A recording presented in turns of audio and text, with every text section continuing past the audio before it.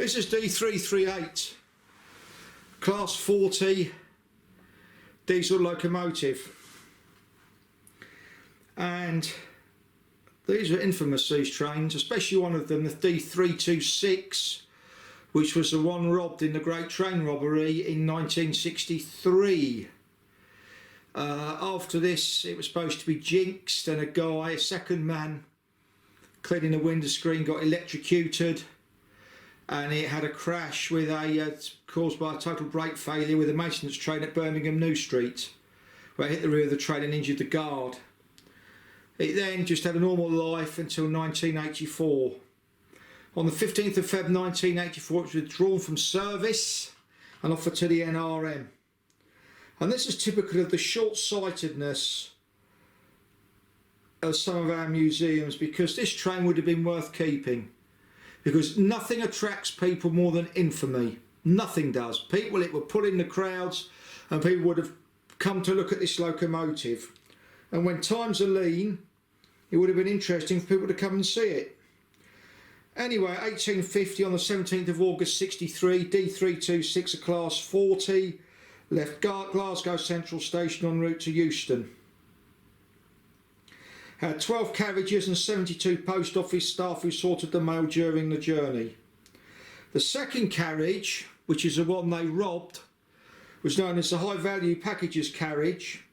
Now, it normally held £300,000, but because it was a bank holiday weekend, it held over 3 million. So therefore it was worth robbing. The driver was 58-year-old Jack Mills from Crewe. Now what happened was the robbers tampered with the signal, and they used an ever-ready battery, believe it or not, to make the signal show red. Now they were concerned about this, so the driver sent the second man on diesels instead of having an engineer or a stoker or a fireman. They had a second man, and he went to the call box to make a signal and found the cables had been cut. Now the problem was they wanted to move the train to somewhere where it was easier to unload the mail. Problem was the train driver couldn't drive it because he was only used to shunting locomotives in the southern region. So it was decided that a chap called Mills, who got used to seeing trains and was friendly with people at stations and learned as much as he can, drove the train. That was basically it, really. And they unloaded the second carriage and took the mail and ran. But the train the interesting thing is, these people had 2.65 million each in today's money. Then it was 150,000, but then it was 2.65 million each, which wasn't a bad haul. I don't want to dwell on the train robbers too much, but I know about Ronnie Biggs and the Sex Pistols in Rio de Janeiro in '79, doing a single "No One Is Innocent," and we've all probably seen the film Buster. But the thing was, the Class 40s were the pride of the BR fleet until the Deltics came on the scene, and they were a very, very good locomotive. And that's basically it, really. This is this Bachmann train.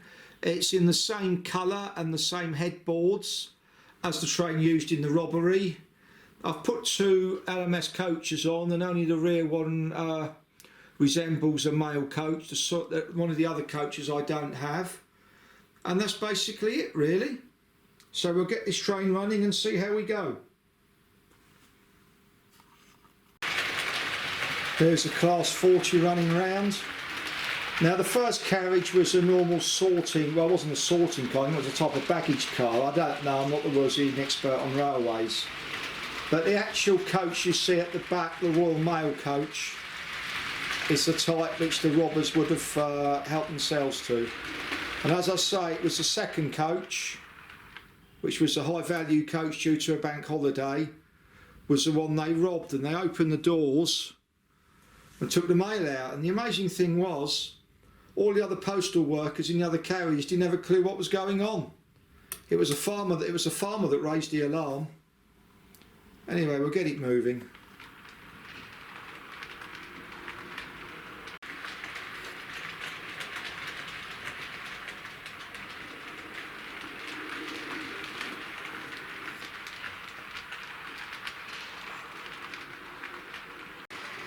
The actual train was stopped at Bridgego Bridge with the first two mail cars, and as I've said, the second one was the one with all the money in it due to a bank holiday, and they actually hung out at a place called Leatherslade Farm, was where they drove to. An interesting story is that they used some of the real money to play Monopoly. Now, they did realise they had a problem, so they couldn't stay at the farm as long as they wanted to. They were supposed to leave on the Sunday, but they had to leave on the Friday in the end, and the crime was committed on the Thursday. So they had to get out as quick as they could. So obviously it all went wrong from the start. But it is quite an interesting story, and as I've said, it's a shame that the NRM did not take the locomotive. It really is, because people would have a great interest in that piece of infamous history.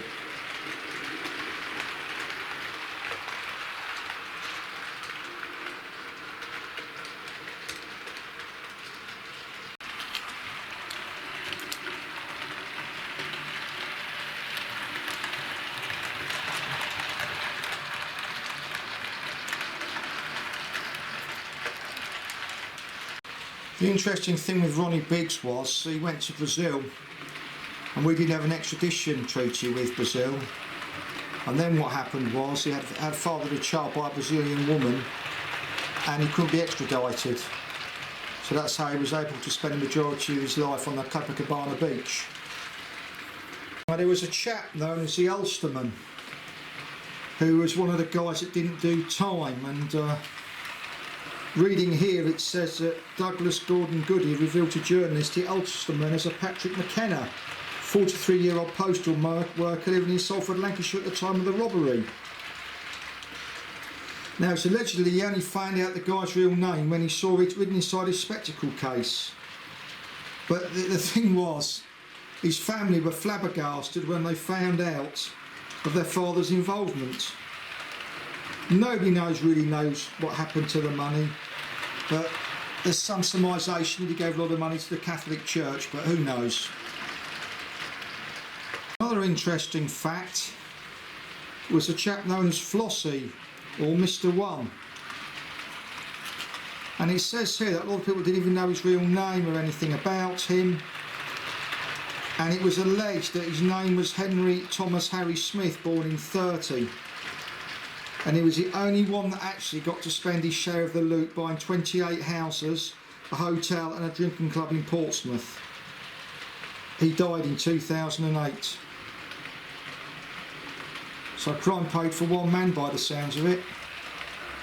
It's an interesting story nonetheless.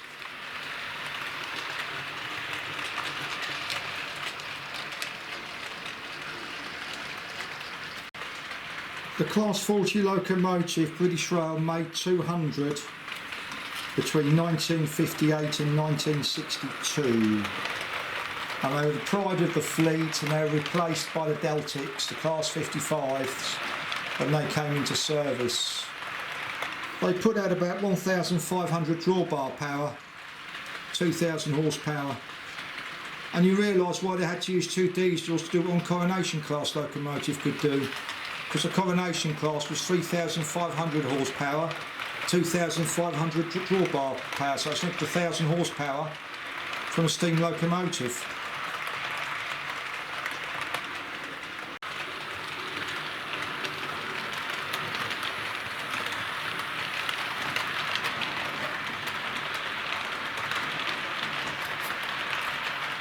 Of 200 of these trains, 5 were preserved, and they had a top speed of 90 miles an hour.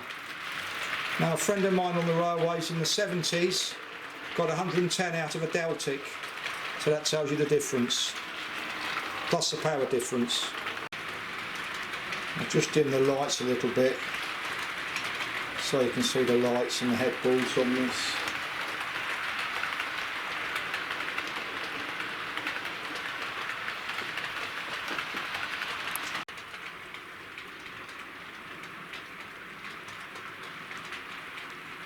Just how it would look coming in the dark.